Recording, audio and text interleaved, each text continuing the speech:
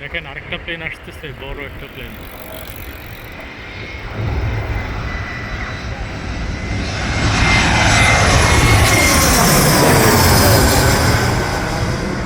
এই মাথার উপর দিয়ে নামতেছে, দেখছেন? এই যে এখন ল্যান্ডিং করতেছে, এই দেখেন। এই যে এখন হচ্ছে রানওয়েতে টাচ ডাউন করবে। এই যে পিছনের চাকাগুলো দিল, এই সামনের চাকাটা ফালাইলো, এই রানওয়েতে নেমে গেল।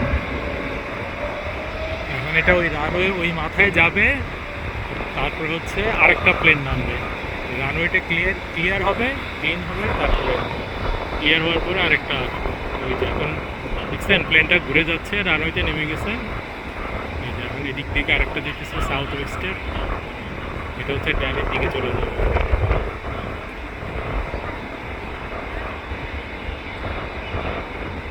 এটা হচ্ছে ওই মাথা দিয়ে উড়বে, বুঝছেন?